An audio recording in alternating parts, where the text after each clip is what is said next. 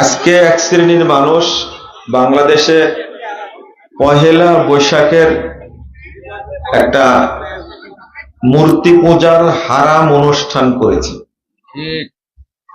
এবং যারা এই অনুষ্ঠানে যোগ দিয়েছে তারা সব ঈমান হারা হয়ে গেছে। আর এক শ্রেণীর মানুষ